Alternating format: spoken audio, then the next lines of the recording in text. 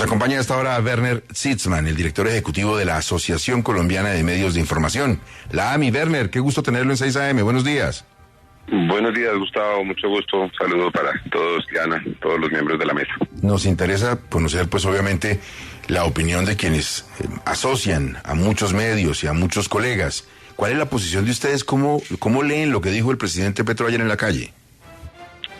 Sí, Gustavo, en efecto, nosotros somos un gremio que venimos de 60 años de gremio de la prensa, de los periódicos colombianos, que hace 6 años entendimos que no son solamente los periódicos hoy en día los canales de distribución del periodismo, sino que lo son también los nativos digitales, la radio, la televisión, y hoy congregamos un número muy importante de medios nativos digitales, de televisión, City TV, Canal 1 y todos los periódicos del país.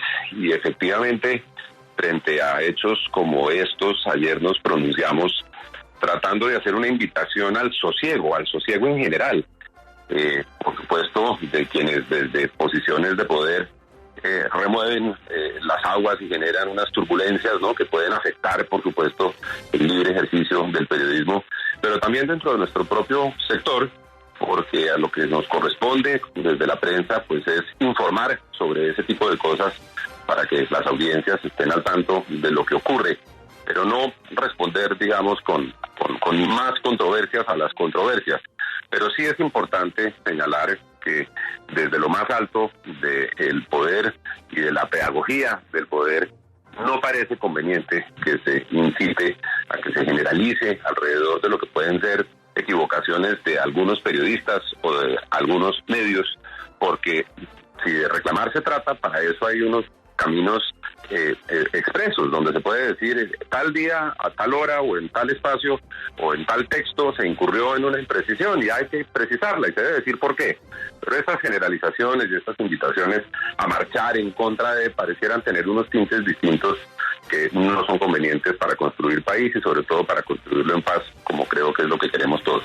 Ahora, ¿por qué el caso nuestro aquí en Colombia está siendo tan paradójico si finalmente los mandatarios que atacan a la prensa pues se ven en todo el mundo? En Estados Unidos se vio con Donald Trump, se ha visto con Bolsonaro en Brasil, se ha visto con los Kirchner en Argentina, esa pelea brutal que han tenido con el Clarín, por ejemplo.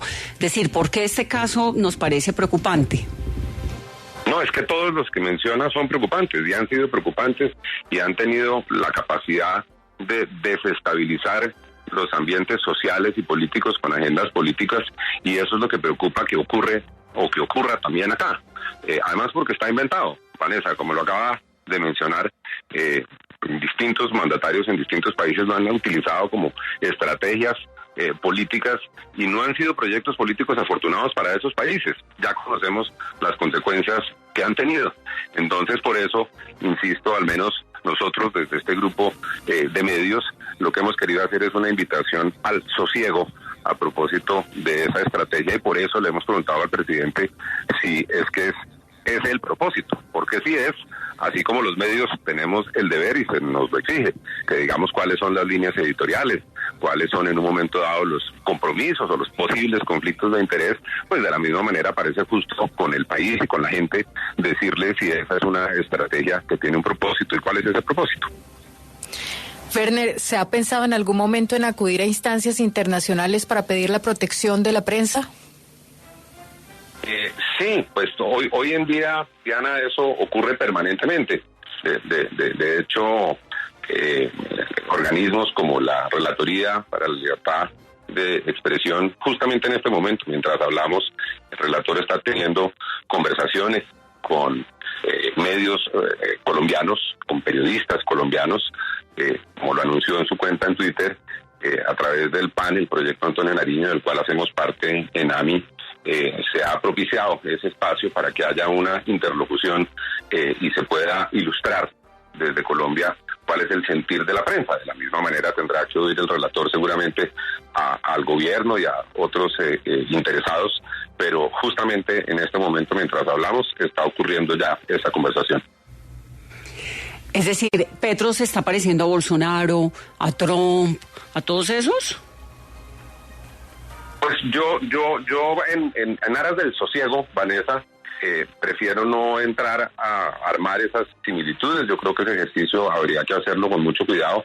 Lo que sí sabemos es que esas estrategias de comunicación que denigran de los medios que no convienen, sean de derecha o sean de izquierda, y que los señalan de ser los causantes de las noticias falsas y de la desorientación de la información de la opinión pública, han salido muy mal. Y han salido muy mal porque los medios y el periodismo en general, en todos los países como lo conocemos, y Colombia no es la excepción, han sido precisamente lo contrario.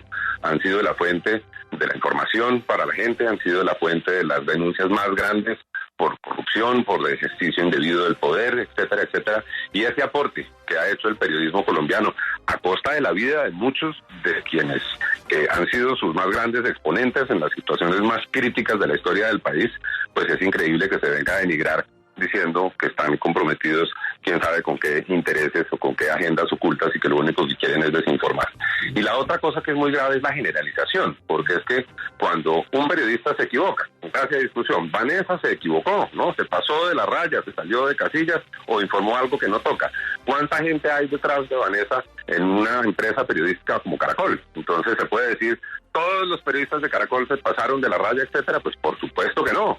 Entonces por eso es que es tan importante que cuando realmente haya mérito para sugerir que hay una información que no fue correcta, que no fue acertada, que faltó a la verdad, que tiene un trasfondo, pues se debe pedir que se rectifique, que se corrija, e incluso existen instancias judiciales y existen instancias para reclamar hasta indemnizaciones de perjuicios.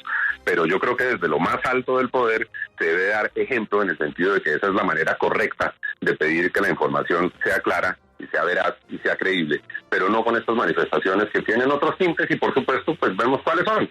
Entonces salen los linchamientos colectivos o individuales también en las redes sociales, y como vimos ayer, pues con unas pancartas en la calle, que en el gobierno pasado, todos recuerdan, hubo varios medios que terminaron con bombas en sus paredes, ¿no? Quemándoles sus fachadas y con amenazas de intrusión de unas turbas que no sabía uno de dónde venían. De manera que eso es muy peligroso y muy inconveniente, y imploramos para que se suspenda porque no es conveniente.